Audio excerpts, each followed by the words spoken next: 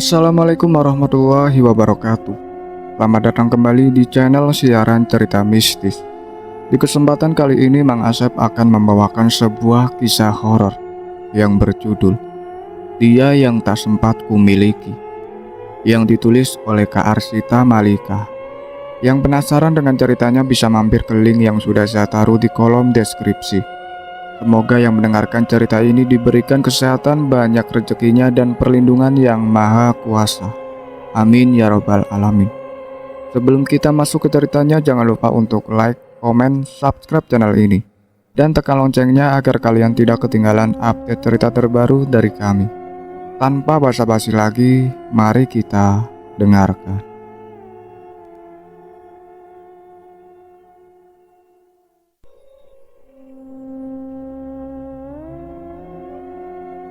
Walaupun sudah 2 bulan lamanya kepergian sang kakak dan ibunya, kesedihan Ardi tak kunjung hilang. Semakin ia coba melupakan, semakin sakit ia rasakan. Ia juga kerap kali melamun sendiri. Saat ini ia berada di luar kota.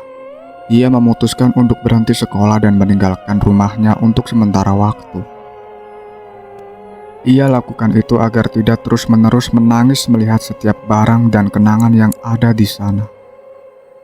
Di kota itu, ia menyewa sebuah kos-kosan sederhana dan hidup sendiri. Sulit, tapi itulah takdir yang harus ia jalani. Ardi, tolong kakak. Ardi terperanjat mendengar suara Bia berteriak meminta tolong padanya. Ia memutar-mutarkan kepalanya mencari sumber suara itu. Ia harap bisa bertemu arwah Bia. Tetapi itu hanya suara yang tak berwujud. Kak, kaukah itu? Ucap Ardi sambil terus melihat ke sekeliling ruangan. Hingga akhirnya ia menjatuhkan tubuh di atas sofa karena merasa kalau suara tadi itu hanyalah halusinasi saja. Ia menggosok wajahnya dengan kasar, kesal dengan kebodohan sendiri. Ardi, tolong kakak. Sekali lagi suara Bia kembali terdengar di telinga Ardi. Ardi terdiam. Ia mencoba menajamkan pendengarannya untuk memastikan suara itu memang benar ada. Tolong aku, Ardi. Tolong. Kakak minta bantuan apa? Aku siap membantu. Bahkan nyawaku sekalipun akan aku pertaruhkan. Teriak Ardi. Hatinya berkerumuh. Rasa haru dan sedih bercampur aduk. Sekian lama akhirnya ia bisa mendengar suara sang kakak, dan rasa rindunya itu sedikit terobati. Tetapi Ardi dibuat bingung dengan ucapan Bia yang meminta tolong kepadanya. Apa Bia diganggu oleh Abud lagi?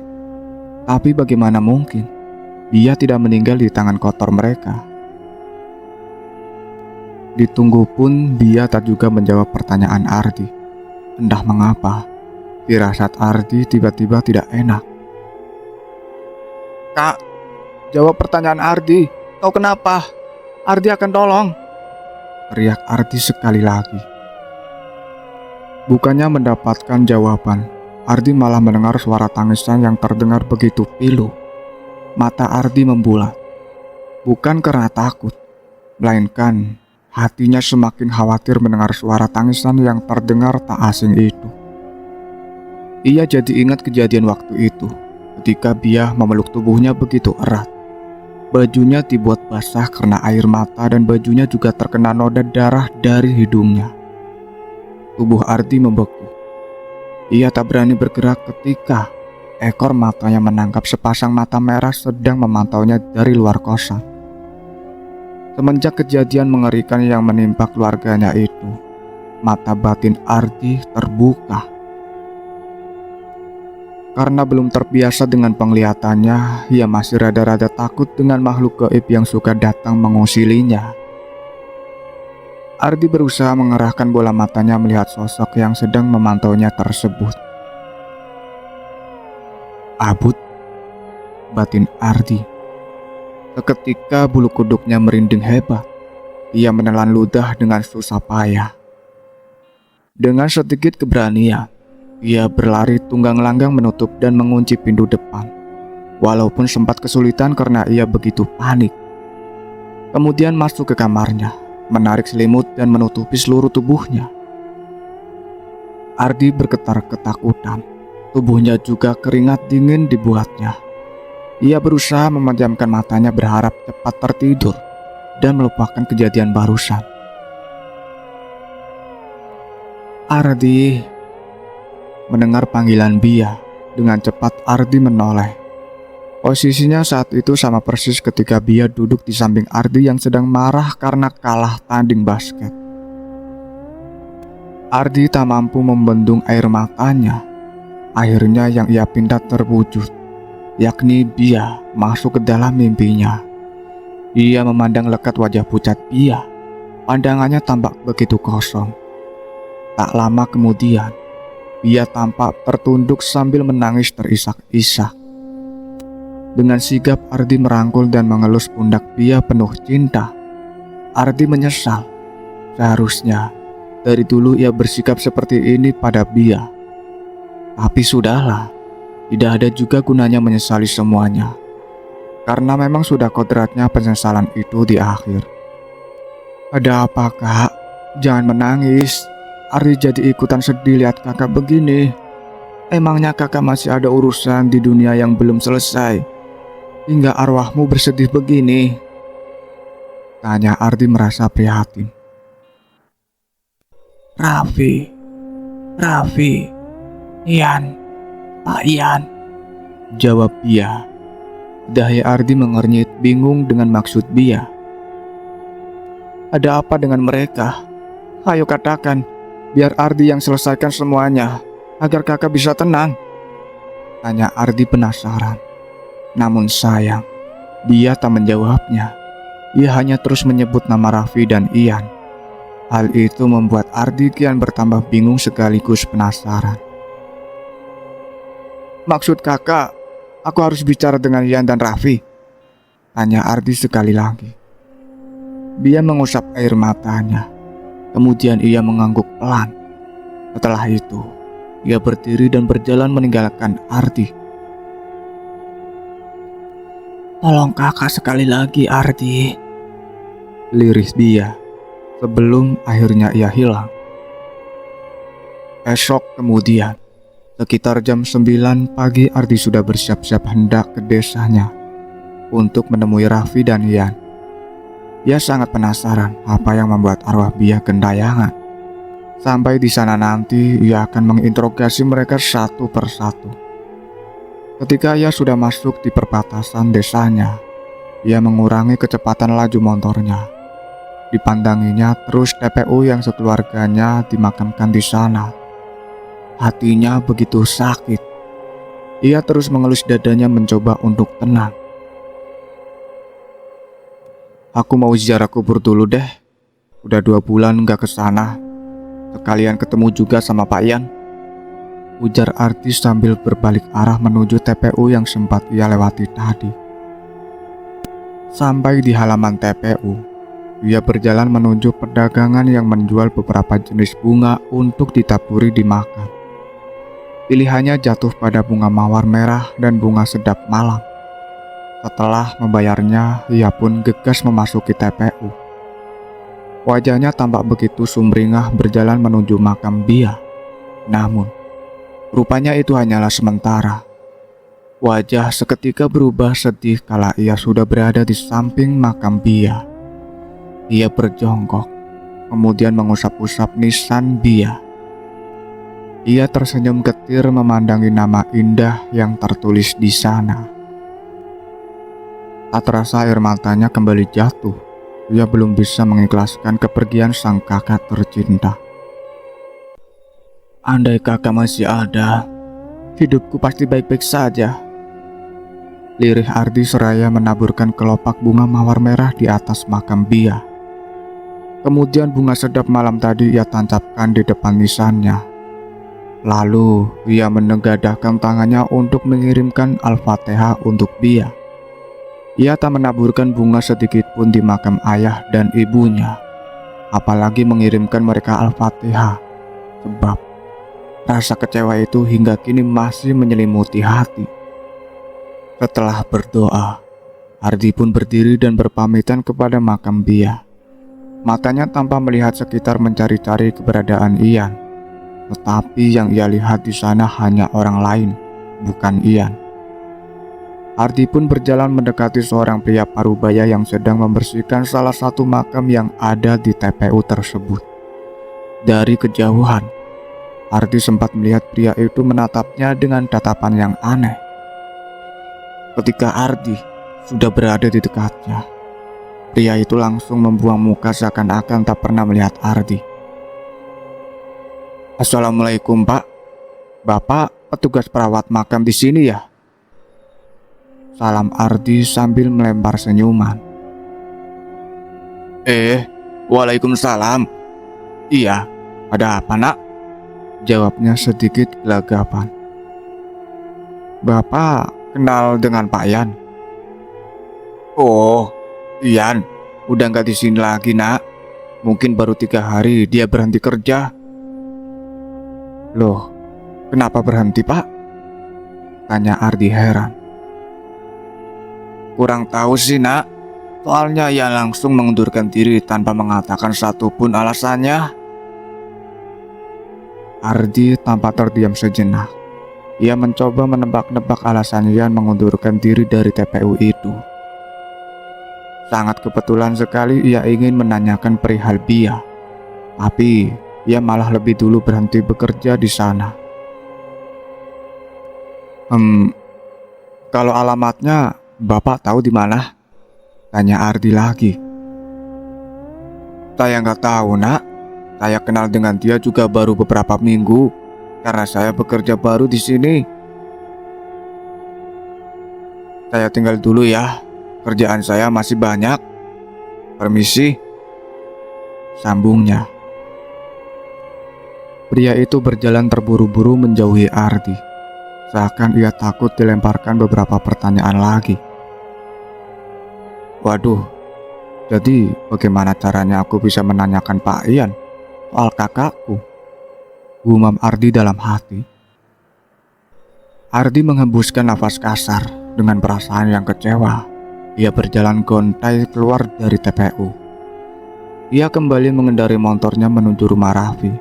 Ia tepis dulu pikirannya tentang Ian. Kali ini tujuan adalah Raffi. Ia harap menemukan sebuah rahasia mengenai Bia darinya. Sesampainya di sana, ia pun turun dari motor dan berjalan menuju pintu depan rumah Raffi. Berulang kali ia mengetuk pintu itu sambil mengucapkan salam, tapi tak ada yang membukakan pintu untuknya. Bahkan yang menjawab salamnya pun tidak ada. Padahal di depan pintu ada beberapa sendal yang membuat Ardi yakin jika di dalam ada orang. Suara gagang pintu mengejutkan Ardi. Ardi merasa lega. Setelah beberapa menit akhirnya ada seorang yang membuka pintu. Dari siapa dek? Tanya seorang pria penghuni rumah itu yang usianya sekitar 35 ke atas. Tapi seingat Ardi ia sebelumnya tak pernah melihat orang itu di sekitaran sini. Ada Kak Raffi om? Tanya Ardi masem-masem. Raffi. Pria itu menautkan kedua alisnya. Ia merasa asing dengan nama itu. Saya nggak kenal dek. Mungkin yang ada maksud penghuni pertama rumah ini ya. Soalnya saya baru di sini.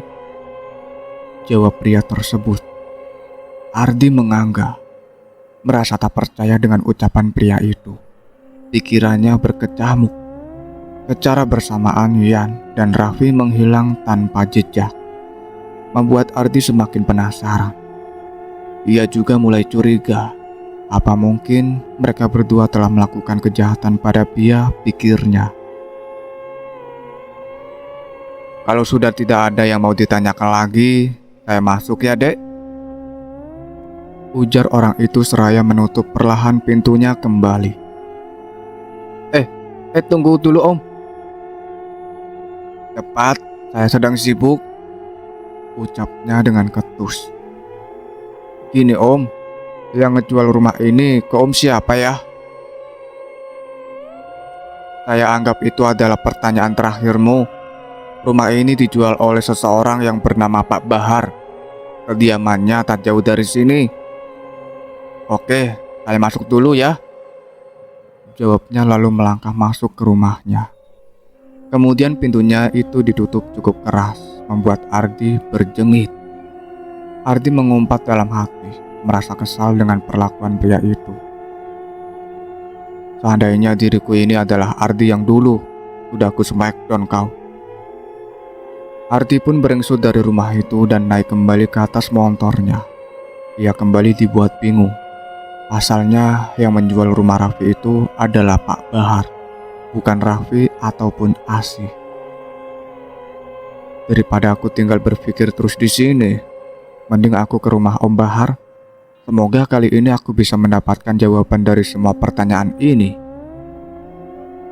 Dipasangnya helmnya kembali dan tancap gas menuju rumah Pak Bahar. Di perjalanan ke sana, Ardi menengok ke arah kiri cukup lama memandang rumah yang sudah ia tinggalkan 2 bulan lamanya. Karena sebelum rumah Bahar ia harus melewati jalan yang ada di depan rumahnya. Secara mendadak, ia menghentikan laju motornya. Tak kala melihat sesuatu yang aneh di dalam rumahnya itu. "Apa itu?" ujar Ardi sambil menyipitkan matanya dan melangkah cepat masuk ke rumah. Ia memutar kunci dengan terburu-buru karena begitu penasaran dengan yang ada di dalam. Kenapa nggak bisa-bisa sih? Ardi menengus kesal. Ia takut jika di dalam ada pencuri yang mengambil semua barang-barang berharga yang ada di dalam. Setelah berhasil membuka kunci, ia segera masuk ke dalam dengan nafas yang memburu. Ardi celingak-celinguk mencari seseorang yang ia lihat dari luar jendela tadi. "Keluar kau!" teriak Ardi. Namun tak ada sautan sama sekali. Suara langkah kaki pun tak ada. Yang terdengar hanya deru nafasnya. Ardi mengecek setiap ruangan kecuali kamar Ros. Namun, tak menemukan siapapun di sana selain makhluk tak kasat mata. Tetapi saat Ardi masuk ke kamar ibunya, ia terbelalak melihat beberapa lilin putih berdiri di atas lantai. Kondisi lilin itu tampak masih cukup baru, sekitar baru seminggu. Selain itu juga Ardi mencium aroma tak sedap yang memenuhi seluruh penjuru kamar. Apa-apaan ini? Siapa yang sudah berani masuk ke rumahku sambil menaruh lilin di sini? Apa dia melakukan ritual? Tapi ritual apa? Ardi tak mampu mencerna apa yang saat ini ia lihat. Tak sampai di situ saja. Pandangan Ardi tiba-tiba tertuju pada beberapa belatung yang ada di lantai dekat ranjang. Sepertinya belatung itu baru saja keluar dari kolong ranjang. Ardi pun mengayunkan kakinya mendekati belatung-belatung tersebut. Belum juga sampai di situ, langkahnya ia hentikan, sebab bau yang tak sedap tadi semakin terasa sangat busuk. Matanya juga terlihat berkaca-kaca karena menahan mual. Apakah ada bangkai di sini? Batin Ardi. Dengan sekuat tenaga Ardi menahan bau yang amat busuk itu dan mendekati sumber bau itu yang menurutnya berada di bawah kolong ranjang. Disibakannya kain spray katun yang menutupi kolong ranjang itu, dan benar saja bau itu berasal dari sana, sebab baunya semakin tajam ketika Ardi menyibak kain spraynya. Lalu dengan cepat ia pun menengok ke bawah kolong. Namun di sana begitu gelap ia tak dapat melihat apapun. Ia bergerak menjauh sebentar dari kamar, mencoba mengatur nafas yang sempat tertahan cukup lama. Setelah merasa sudah siap, ia pun kembali masuk ke kamar sambil menutup hidungnya rapat-rapat. Kemudian ia mengeluarkan sebuah benda pipih miliknya yang berada di saku celananya. Jari jempolnya menari-nari di atas layar itu mencari fitur senter untuk melihat sesuatu yang berada di bawah kolong ranjang. Pikir Ardi itu adalah bangkai hewan semacam tikus atau kucing. Tetapi ketika ia mengarahkan sinar senter dari ponselnya itu ke kolong ranjang. Wah, Jerit Ardi. Ia tiba-tiba terlonjak kaget setelah apa yang ia lihat di bawah sana. Ia bangkit, lalu berlari kocar-kacir keluar dari rumah. Jantung terpompa begitu kuat. Ia lekas menyalakan mesin motornya dan melaju dengan kecepatan tinggi menuju rumah Bahar. Ketika ia sudah sampai di depan rumah Bahar, karena panik, ia segera turun dari motor tanpa menurunkan standarnya, sehingga motornya itu pun terjatuh. Ia langsung mengedor-gedor pintu sambil meneriaki nama Bahar. Tak berselang lama, pintu pun terbuka. Di sana sudah ada Ismi yang sedang berdiri sambil menunjukkan wajah kesal karena Ardi menggedor pintu terlalu keras. Kamu, ada apa? Tante, ada Om Bahar tidak? Tanya Ardi terburu-buru hingga ucapan Ismi ia potong. Udah balik Ardi? Tanya Bahar yang tiba-tiba muncul dari dalam dapur. Om tolong saya.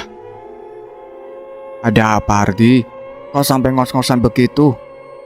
Coba tenangkan dulu. Saya sulit mencerna ucapanmu kalau kau seperti itu, sambung Bahar. Ardi pun mencoba tenang, mengatur deru nafasnya yang serasa sesak. Om, di rumah saya ada mayat manusia, teriak Ardi. Bahar dan Ismi yang mendengarnya spontan mengucap istighfar. Ini sudah kedua kalinya Ardi datang ke rumah Bahar membawa berita yang mengejutkan sekaligus mengerikan. Tanpa berlama-lama lagi, mereka bertiga segera berlari menuju rumah Ardi dan menyaksikan apa yang Ardi ucapkan barusan. Sial, kukira sudah selesai, umpat Ardi dalam hati. Belum sampai di kamar, Bahar dan Ismi sudah disambut oleh bau yang luar biasa busuknya. Semakin dekat dengan kamar, baunya semakin membunuh. Karena tak kuat menahan bau, akhirnya Ismi mengurungkan niatnya untuk ikut melihat mayat manusia yang sudah membusuk itu. Ardi kembali menyalakan senter dari ponselnya mengarahkan ke mayat yang sudah membusuk itu agar Bahar bisa melihatnya. Sedangkan dia sendiri tak berani melihatnya lagi karena ia masih shock. Astagfirullahaladzim. Bahar hanya bisa terus beristighfar ketika melihat mayat tersebut. Om, kita keluar dulu ya. Saya pusing nyium baunya, lirih Ardi. Bahar mangut-mangut. Mereka berdua pun berjalan cepat keluar dari rumah. Ardi yang sedari tadi ingin muntah itu pun segera berlari menjauh dari Ismi dan Bahar. Ia memuntahkan seluruh isi perutnya di balik pohon besar di samping rumahnya. Setelah muntah, tubuhnya terasa begitu ringan. Ia pun dengan kepalanya yang juga semakin pusing. Ardi, kau tidak apa-apa nak? Teriak Bahar yang terdengar khawatir. Ardi hanya menggeleng pelan, kemudian berdiri dan berjalan mendekati kedua pasutri itu. Sebaiknya kau istirahat dulu di rumah saya. Soal mayat itu biar saya dan warga lain yang urus, ujar Bahar. Enggak om, mayat itu ada di rumah saya. Jadi itu juga tanggung jawab saya. Saya nggak apa-apa kok om, hanya sedikit pusing saja. Pusing sedikit nggak ngaruh om, bantah Ardi sambil tersenyum tipis. Ya sudah, terserahmu. Kalau gitu kita balik dulu ke rumahku. Baru kita usulkan pada warga lain untuk mengurus mayat yang sudah membusuk itu, pungkas Bahar. Ardi menyetujuinya. Ia pun segera mengunci rumahnya dan berjalan ke rumah Bahar. Ardi, wajah mayat itu nggak asing gak sih? Kok saya pernah melihatnya ya, tapi lupa di mana? Celetuk Bahar. Kalau Ardi tadi nggak lihat secara detail, soalnya keburu ngebirit ke rumah om. Emangnya jenis kelamin mayat itu apa, Om? Laki-laki, Di, jawab Bahar. Kemudian lanjut berpikir mencoba mengingat-ingat di mana ia pernah bertemu dengan orang itu. Om, kira-kira mayat itu sudah berapa lama berada di dalam kolong ranjang ibuku? Sepertinya baru-baru seminggu, soalnya tubuhnya masih cukup utuh. Ardi hanya mangut-mangut. Detik kemudian ia baru sadar kalau sebelumnya ia ingin menanyakan sesuatu pada Bahar. Om, kok bisa rumah Kak Raffi Om yang jual? Emangnya Om ada hubungan keluarga dengan Kak Raffi? Bahar tertegun mendengar pertanyaan Ardi. Ia tampak termenung cukup lama, hingga tak sadar mereka akhirnya sudah berada di depan rumah. Ayo kita masuk, kita bahas itu di dalam, ajak Bahar. Setelah masuk ke dalam, mereka bertiga pun duduk di atas sofa. Senyuman di wajah Ardi tampak merekah. Ia terlihat begitu semangat ingin mendengarkan penjelasan Bahar. Sedangkan Bahar bergeming, bingung, ingin memulai pembicaraan itu dari mana. Jadi begini Ardi.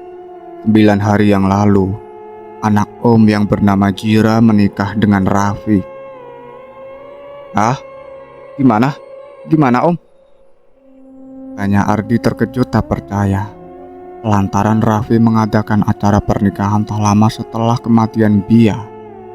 Tangannya mengepal kuat menahan emosi. Walaupun ia sebenarnya tak tahu menahu soal perasaan mereka berdua, tapi Ardi tetap saja tidak bisa menerima hal itu. Enak betul dia mengadakan acara pernikahan. Padahal waktu itu ia teramat sedih kehilangan kakakku. Apa air matanya saat itu palsu? Batin Ardi. Benar, ia tiba-tiba datang melamar Jira, kemudian ke rumah bersama ibunya. Mungkin sekitar sebulan setelah kepergian kakakmu. Tetapi baru 1 hari setelah menikah, sikap Jira tiba-tiba berubah drastis. Anak yang dulunya penurut mendadak menjadi pembangkang dan pemarah. 2 hari setelah mereka menikah, mereka memutuskan untuk pindah ke kota.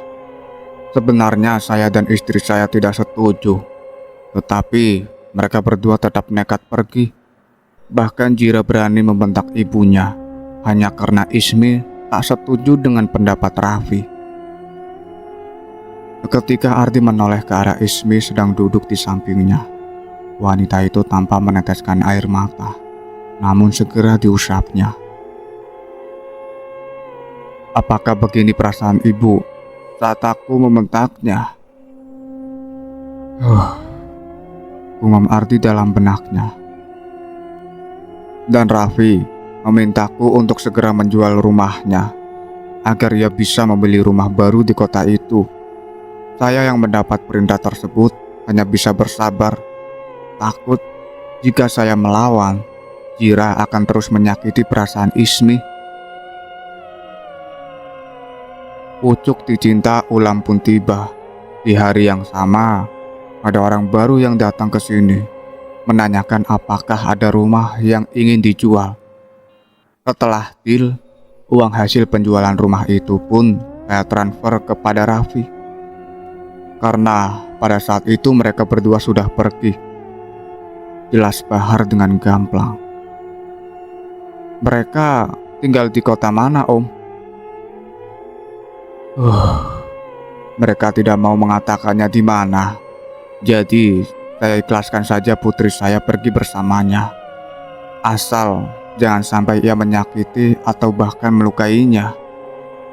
Lirih Bahar. Ardi berdecak kesal. Pertemuannya dengan Yan dan Raffi seakan dipersulit.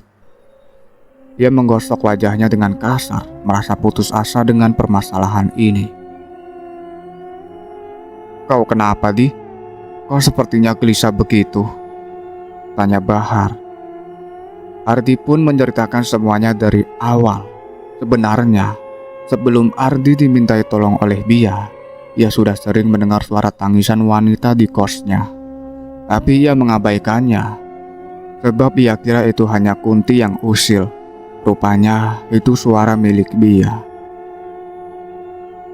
Apa mungkin kakakmu sedih karena Raffi menikah? Ah, gak mungkin sih om. Masa gara-gara itu arwahnya jadi tidak tenang dan berkentayangan? Lagian bukan cuma nama Raffi yang ia ucapkan, ada nama Pak Ian juga, sanggah Ardi. Pak Ian? Yang bekerja jaga makam kan? Iya om. Bentar-bentar, ucap Bahar sambil mengangkat tangannya.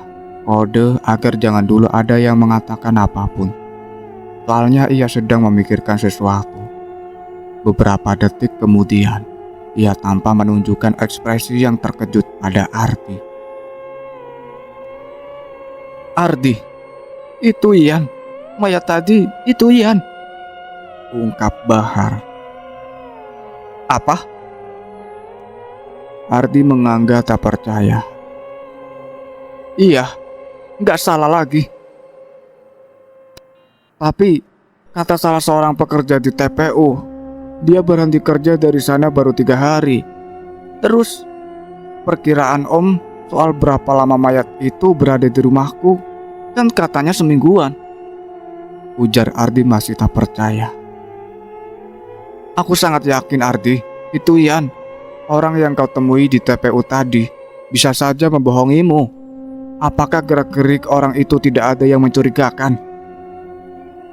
Ardi terdiam. Ia mencoba mengingat-ingat kejadian waktu itu. Kali ini bergantian, Ardi yang menunjukkan ekspresi terkejut pada Bahar. Kau benar om, orang itu gerak-geriknya mencurigakan. Aku baru menyadarinya. Sikap, tatapan dan cara membalas ucapanku seperti orang yang tak menyukaiku dan seakan menghindari dariku. Aduh, makin pusing saja. Kukira masalah ini tuh mudah. Rupanya begitu amat sulit. Belum lagi dengan mayat yang ada di rumah. Ujar Ardi merasa jenuh sambil memijat pelipisnya. Lebih baik kau istirahat dulu Ardi. Bagaimana kalau kau sampai sakit? Ucap Bahar sedikit kesal. Namun, rasa jenuh yang sempat memenuhi hati Ardi itu seketika hilang ketika melihat kemunculan arwah Bia di sudut ruang TV milik Bahar. Ia terdiam, mematung, melihat Bia menangis di sana. Ardi, Ardi, oi, kau kenapa Ardi?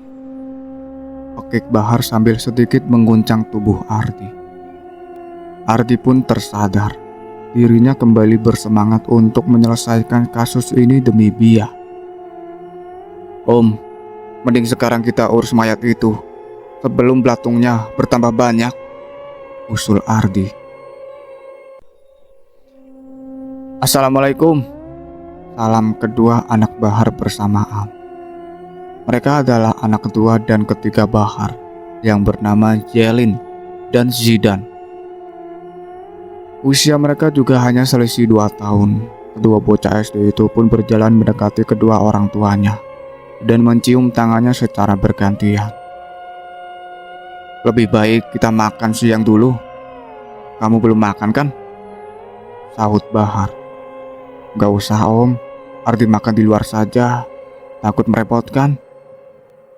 Tolak Ardi sambil menyengir. Jangan menolak rezeki, ayo mari makan. Ajak Ismi penuh rahmah.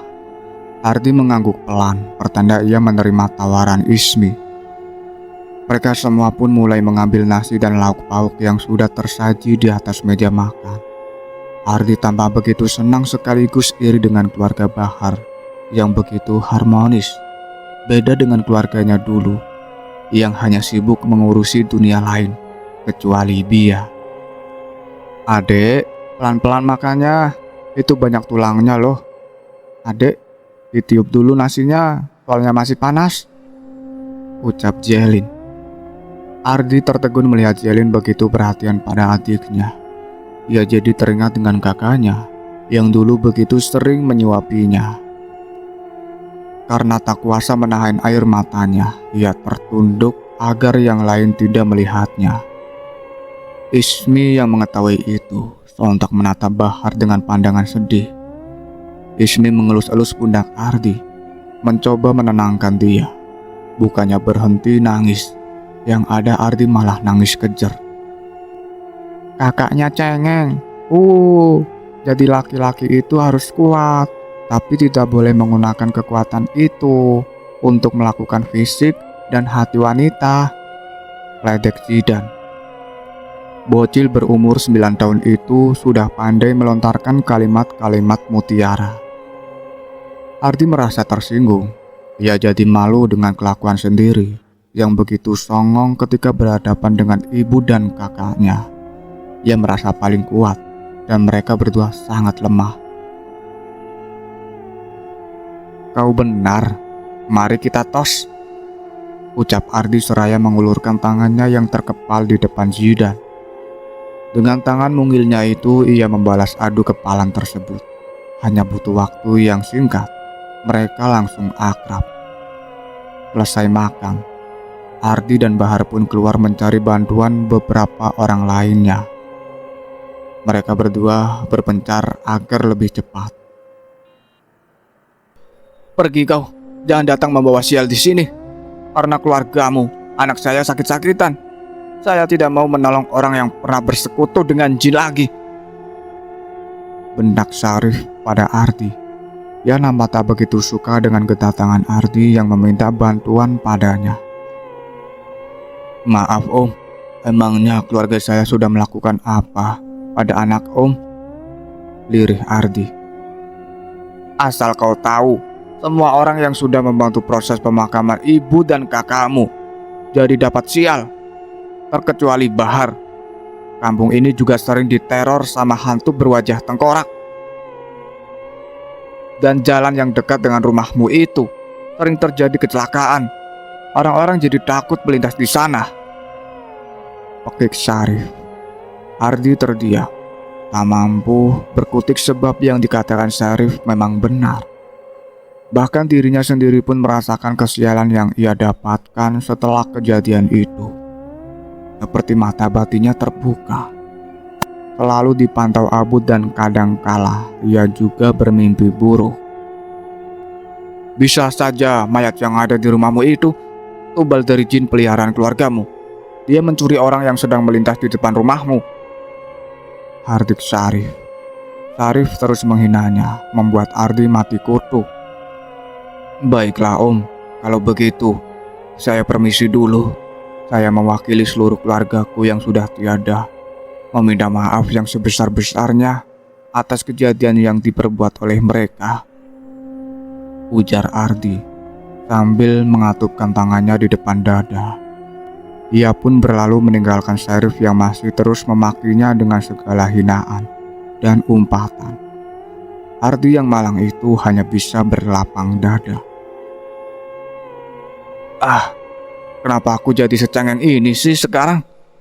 Dulu kalau aku diinjak-injak seperti ini, pasti akan kubalas dengan pukulan keras.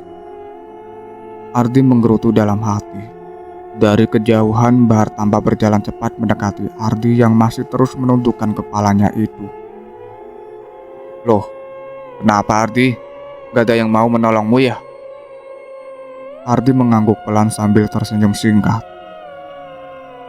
Sama, tadi saya meminta tolong dengan yang lain, tapi tidak ada yang berani ikut membantu karena mereka takut dapat musibah yang lebih parah lagi. Sabar ya, saya berpikir sebaiknya kita telepon polisi saja karena akan sulit jika hanya kita berdua yang melakukannya, sambung Bahar sambil menepuk bahu Ardi. Ardi hanya mengangguk setuju dengan usul Bahar. Sekitar 30 menit kemudian, petugas kepolisian dan mobil ambulan pun datang. Mereka segera mengelilingi rumah dengan polis lain. Ardi dan Bahar hanya bisa menyaksikan pengevakuasian itu dari luar rumah. Tak lama kemudian, Ardi didatangi oleh arwah Yan yang keluar dari dalam rumah. Tampilannya terlihat begitu lusuh. Ardi membuang muka, tak berani melihatnya. Ia dilanda ketakutan, keringat dingin menguncur, jantung berdetak kencang dan bulu kuduknya berdiri. Ingin teriak dan berlari, tapi malu dengan Bahar. Hingga ketika arwah itu tepat di depan dirinya, ia seakan ingin ngompol di tempat. Lututnya bergetar seperti tak makan 3 hari 3 malam. Ia menoleh ke arah Bahar dengan raut wajah yang ketakutan. Bahar yang melihatnya terkejut melihat Ardi yang sudah terlihat pucat. Bahar pun segera mendekat, seperti sudah mengerti dengan kondisi Ardi saat itu. Bahar segera membacakan ayat kursi dan lainnya. Seketika Ardi tertunduk, kakinya lemas tak mampu menompang tubuhnya. "Kau baik-baik saja, Di?" tanya Bahar cemas. "Aduh, lemes bestiku. Makasih Om. Untung ada Om. Kalau enggak mungkin tadi saya sudah kerasukan," ujar Ardi. "Besti? Apa itu, Di?" Saya tadi ngomong gitu ya Om. Maksudnya betisku Om. Aduh, maaf ya Om," jawab Ardi cengengesan. Wajahnya tampak begitu malu dengan kebodohan sendiri. "Hahaha, dasar anak muda. Ya sudah, kau duduk saja dulu di situ. Kau harus secepatnya terbiasa dengan matamu yang sekarang. Hantu-hantu itu akan terus menakut-nakuti dirimu kalau kau selalu merasa ketakutan," lanjutnya. "Maunya gitu Om, tapi Ardi anaknya emang penakut." "Penakut? Rupanya kau tidak mewarisi sifat berani kedua orang tuamu. Ibaratnya gini Om, lu punya jin, lu gak akan takut. Saya gak punya jin, saya gak takut tuh." "Ah, emang iya." Mereka berdua langsung cekikikan mendengar percakapan sendiri. Tak berselang lama, beberapa polisi pun keluar dari rumah membawa kantong jenazah dan memasukkannya di dalam mobil ambulan. Ardi berpikir keras apa yang membuat Yan bisa meninggal dalam keadaan seperti itu. Dan kenapa bisa ia meninggal di dalam kolong ranjang ibunya. Kejadian hari ini benar-benar menguras pikiran Ardi. Seakan-akan Ardi sedang memainkan permainan puzzle yang setiap kepinginannya harus ia pasang sempurna, agar ia bisa menebak gambar yang terdapat pada permainan tersebut. Namun, dari tadi belum ada satupun kepingan puzzle pun yang terpasang. "Halo, permisi Pak. Kami dari pihak kepolisian akan membawa jenazah tersebut ke ruang sakit. Sebelum dimakamkan jenazahnya akan diautopsi terlebih dahulu agar penyebab kematiannya bisa diketahui. Dengan begitu, pelaku pembunuhan ini juga akan terungkap," jelas sang polisi. "Baik Pak Polisi, kami serahkan semuanya pada kalian," balas Bahar. Polisi itu pun mengiyakan dan berbalik menuju mobil polisi. "Tunggu Pak Polisi." Tiba-tiba terdengar suara teriakan seseorang dari jalan raya. Ternyata dia adalah Didin, penjaga makam yang sempat bertemu dengan Ardi tadi di TPU. Didin tampak ingin memberitahukan sesuatu pada polisi sebelum bicara. Ia mengatur nafasnya dulu yang ngos-ngosan akibat berlari tergopoh-gopoh. "Pak, dia pelaku pembunuhan Yan," pakik Didin sambil menunjukkan ke arah Ardi. Sontak, Ardi dan Bahar terkejut mendengarnya. Begitupun dengan yang lainnya. Pandangan mereka serentak memandang Didin. "Apa-apaan ini Om? Kok datang-datang nuduh saya?" ujar Ardi yang terlihat emosi, tak terima ia dituduh sembarangan. "Sudah jelas dia pelakunya Pak Polisi. Sebab mayat Ian berada di dalam rumahnya. Dan hanya dia yang memegang kunci rumahnya. Dia beserta keluarganya sudah terkenal di kampung ini, pernah bersekutu dengan jin. Ian mati karena ia ditumbalkan oleh dia, satu-satunya dari keluarga mereka yang masih hidup. Tuduh Didin terus menerus. Om, jangan asal nuduh ya. Emangnya Om punya bukti? Bentak Ardi, matanya menatap nanar Didin.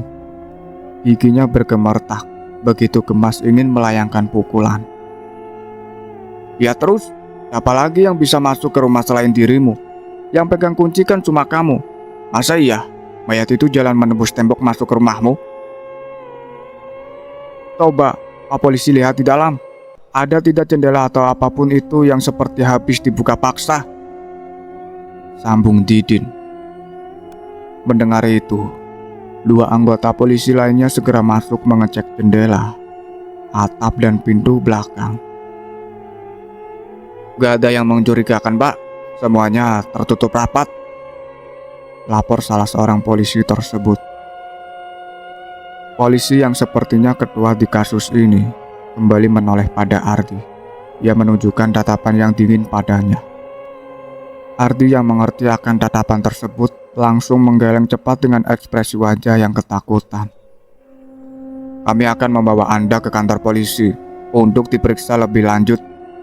Pian, borgol dia, pinta polisi itu.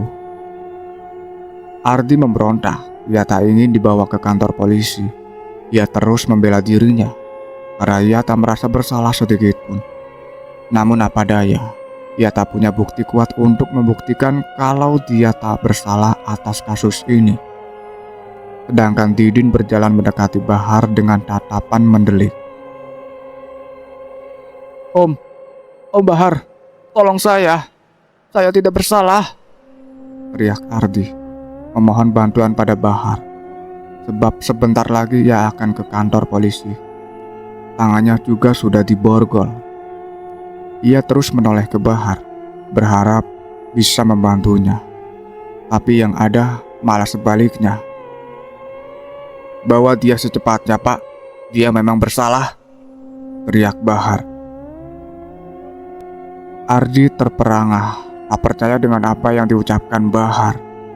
Hatinya begitu nyeri mendengar orang yang paling ia percayai saat ini malah mendukung seseorang yang sudah memfitnahnya. Ibarat kata, sudah jatuh tertimpa tangga pula. Tidak, jangan bawa saya tidak bersalah, pekik Ardi. Dan kalian berdua akan kami bawa juga sebagai saksinya, ucap polisi itu. Ardi tak memberontak lagi, ia lebih memilih untuk pasrah saja. Karena baginya, percuma meneriakkan kebenaran kalau tak ada seorang pun yang percaya. Ia menunduk menerima nasib yang teramat malang itu. Ketika ia hendak masuk ke mobil, ia melihat arwah Bia berdiri di depan mobil dengan ekspresi yang sedih. Melihat itu, Ardi semakin sedih. Matanya berembun. Kedua sisi bibirnya menaut ke dalam menahan air mata. Maaf, ucap Ardi tanpa suara. Ia meminta maaf pada Bia karena tidak bisa menyelesaikan masalahnya dengan cepat. Ketiga mobil itu pun berjalan meninggalkan rumah Ardi. Di dalam mobil, Ardi hanya bisa termenung. Sampai di kantor polisi, mereka bertiga langsung diinterogasi. Walaupun sebenarnya diinterogasi ataupun tidak, hasilnya tetap sama. Masuk ke dalam penjara. Nah, benar saja. Setelah mendengar semua ungkapan Didin, Ardi dijebloskan ke dalam penjara. Namun, masa tahanannya belum ditentukan. Setelah hasil otopsi yang nanti keluar, dan memang benar, ia bersalah, barulah polisi bisa menentukan masa tahanan Ardi berdasarkan UUD. Saya tidak percaya, Om. Anda bersekongkol dengan dia. Saya kira Anda berbeda dengan Om Syarif dan lainnya. Rupanya sama saja. Jadi begini ya, rasanya dihianati oleh orang terpercaya. Rasanya ternyata lebih sakit daripada difitnah. Lantas, siapa lagi manusia di dunia ini yang bisa saya percaya? Ucap Ardi sambil tersenyum lebar, walaupun hatinya tercabik-cabik. Ini Om, kunci rumah, motor, kosan, dan ponsel saya. Saya minta tolong untuk yang terakhir kalinya. Berikan kunci itu pada pemilik kos saya. Anda tahu kan siapa? Kalau rumah dan motor bisa Anda jual dan uangnya sumbangkan ke masjid atau panti asuhan. Ardi menghela nafas panjang sambil menatap langit-langit kantor, berusaha agar air matanya tidak menetes. Soal barang-barang yang ada di rumah dan kos-kosan saya, buang saja kecuali sebuah dress putih dengan motif tulip. Itu jangan dibuang. Kalau bisa, bawakan kepada saya ke sini. Itu lebih berharga dari apapun. Bibir Ardi bergetar menahan kesedihannya. Bahar pun meraih kunci-kunci dan ponsel yang diberikan padanya. Ia juga tampak bersedih. Tangannya begitu gatal ingin meraih tubuh Ardi dan memeluknya. Tapi ia urungkan. Ia segera meninggalkan kantor polisi bersama dengan Didin. Sementara ini, Ardi harus mendekam di penjara sampai hasil autopsinya keluar. Jika dia tidak terbukti bersalah, maka ia akan dikeluarkan. Tapi, jika benar ia bersalah, maka ia akan terus mendekam di penjara sampai waktu yang sudah ditentukan. Dengan segala ketabahan hati, Ardi ikhlas menerima fitnah yang ia dapatkan. Ia siap jika harus hidup bertahun-tahun di dalam sana. Ia tak menyangka kemusyrikan kedua orang tuanya itu berefek sampai seperti itu. Ardi duduk sambil memeluk lututnya. Ia melamun, begitu banyak hal ia renungi di sana. Ia menguatkan diri agar tetap tegar menghadapi setiap ujian yang ia dapatkan. Karena jika bukan dirinya sendiri, siapa lagi? Hei, jangan kebanyakan melamun. Endar kerasukan. Pak polisinya jadi repot. Ucap sosok bersuara halus di samping Ardi. Spontan, Ardi menoleh. Ia terperanjat kaget melihat wajah sosok hantu wanita itu begitu dekat dengan wajahnya. Wah, akhirnya ada yang bisa melihatku. Selamat datang di surga sempit ini. Sambut hantu itu penuh ceria. Ardi langsung membuang muka, berlagak seolah-olah tak pernah melihatnya. Alah, jangan pura-pura deh. Tadi kamu terkejut melihatku. Berarti kamu bisa melihatku. Hihihi. Kenalin, namaku Rahas, penghuni sebelumnya di sel ini. Aku harap kau berdaya di sel ini. Soalnya yang lain pada dipindahin karena takut sama aku. Aku sendiri sih yang salah, soalnya suka nakut-nakutin. Hihihi. Ujar hantu itu sambil cekikikan.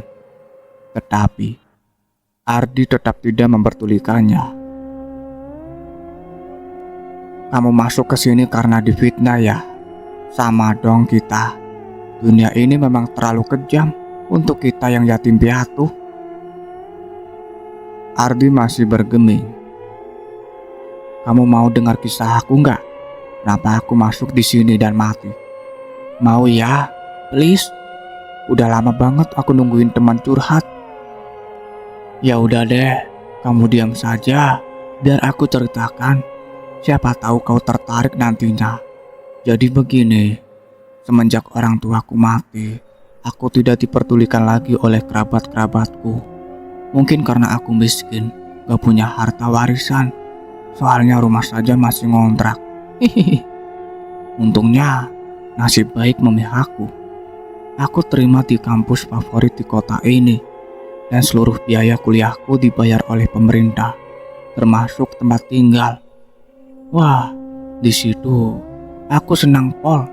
Mungkin karena aku yatim piatu, atau karena memang aku sepintar itu. Jadi semuanya terjamin.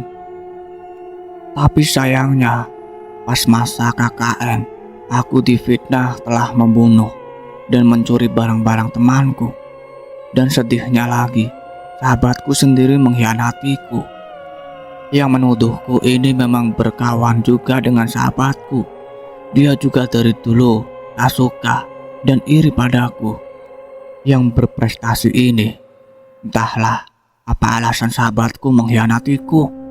Mungkin mereka benci denganku karena aku kerap kali dipuji dan dibanding-bandingkan dengan lainnya yang nol prestasi, seperti sahabatku ini. Ternyata mereka berdua, Sisil dan Evrita, sudah merencanakan ini sejak lama. Tapi aku tidak menyadarinya. Mereka begitu keji membunuh salah satu dari kami yang satu posko pada saat KKN. Kemudian mereka menuduhku sebagai pelakunya. Mereka juga memasukkan barang mereka dan yang lainnya ke dalam tasku seolah-olah aku juga mencuri barang mereka. Saat itu aku tak berdaya. Tak ada seorang pun yang percaya karena aku juga tak punya bukti apapun untuk membela diri. Ya, singkat cerita, akhirnya aku dikeluarkan dari kampus dan harus menjalani hukuman penjara selama seumur hidup. Sebab aku membunuh Sisil dan Evrita. Daripada aku dituduh begitu saja oleh mereka, mending kulakukan langsung pada mereka berdua toh. Namaku sudah dicap sebagai pembunuh, jadi sekalian saja. Oke, selesai. Makasih udah mau denger. Jelas hantu itu panjang lebar. Ardi menoleh pada Rahas dengan ekspresi wajah yang terkejut. Ia tak menyangka Rahas melakukan hal itu. Terus, lu mati karena apa? Tanya Ardi penasaran. Pas mandi, aku nelan sabun batang. Beh, endingnya konyol banget. Tapi enggak yang masih baru juga ya. Soalnya kalau yang masih baru kan gede banget, susah masuknya. Kasihan juga polisinya, ntar rugi. Baru beli udah habis saja. Jadi kutunggu sabun itu agak mengecil, baru deh aku telan. Ternyata rasanya pahit ya. Padahal di sampulnya tertulis rasa jeruk. Hantu ini memang suka melawak ya guys ya. Oke next, lanjut. Kedua sisi bibir Ardi ditautkan ke dalam. Ia berusaha menahan tawa yang hendak keluar. Habis itu, kalau bukan pahit, pikir lo emang rasanya apa? Kecut dong harusnya. Kan rasa jeruk gimana sih? Tawa Ardi pecah seketika. Ia tertawa terpinggal-pinggal mendengar Rahas. Kau ini terlalu pintar atau bagaimana sih?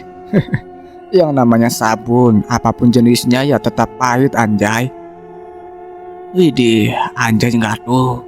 Kurang selebel bro. Ardi semakin terkekeh-kekeh dibuatnya. Kau baru mati ya? Kau tahu selebel?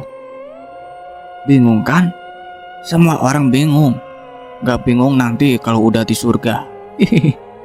Udah lama sih, 6 tahun mungkin. Aku tahu kata-kata seperti itu. Soalnya sering nemenin para polisi scroll TikTok. Jawab Rahas. Handu kurang kerjaan. Ledek Ardi. Siang itu, mereka berdua begitu asik bercerita. Ardi seperti mendapat kehidupan baru dari Rahas. Ya, walaupun mereka berbeda alam. Dan Ardi juga menceritakan kisah hidupnya pada Rahas. Baru kali ini ada makhluk halus yang membuat Ardi senang dengan kehadirannya. Petugas yang melintas geleng-geleng kepala melihat Ardi yang berbicara sendiri seperti kurang waras. Abut ganteng gak sih? Kenalin dong. Siapa tahu cocok. Aku kan gak jelek-jelek amat. Ngawur. Emang hantu bisa cinta-cintaan juga. Kalau bahas soal fisik lu gak jelek sih. Cuma serem doang. Body shaming. Masih mending aku daripada genderuwo. No, bulunya banyak banget. Pocong juga. Dah, kayak lontong lebaran aja. Ngatain orang body shaming, lu sendiri lebih parah. Udah deh ya, gue mau tidur siang dulu. Dari tadi kepalaku pusing. Ditambah ada lo, jadi makin puyeng. Tapi kita jadi teman kan? Ya. Rahas begitu senang Ardi ingin mengajaknya berteman. Sudah lama ia menunggu momen ini. 2 minggu lebih kemudian, Ardi tak pernah mendengar kabar soal hasil autopsi Ian.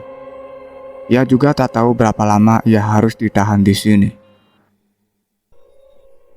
Permisi kak, saya mau nanya, hasil autopsi mayat yang ada di rumah saya waktu itu belum kelar ya? Tanya Ardi pada petugas yang lewat. Lah, kamu kan udah diputuskan mendekam di penjara selama 15 tahun. Kamu nggak tahu? Jawab petugas itu. Hah? Kok saya nggak dikasih tahu? Tiba-tiba langsung dijatuhi hukum selama 15 tahun? Ardi terkejut. Tak percaya ia sudah diputuskan untuk ditahan selama itu tanpa diberitahu oleh siapapun. Kamu nggak perlu tahu juga sih toh. Sama saja, kamu tetap berada di dalam situ.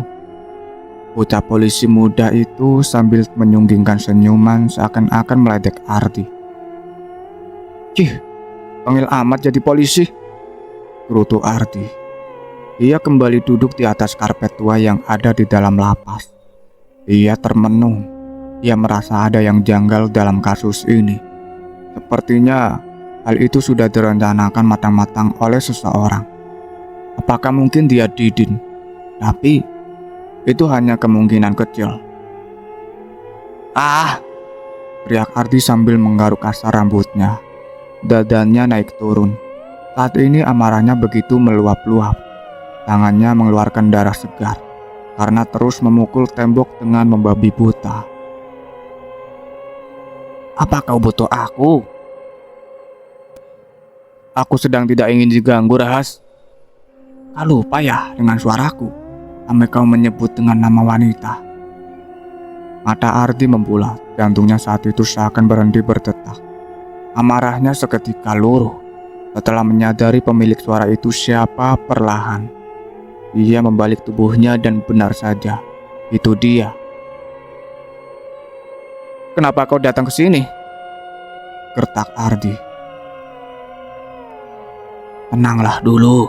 Aku tahu siapa yang melakukan ini padamu. Aku bisa membantumu untuk mengakhiri hidupnya. Tapi dengan satu syarat. Berikan makhluk yang kau sebut dengan nama Rahas itu. Dia bukan hantu biasa. Ardi terbelalak mendengarnya.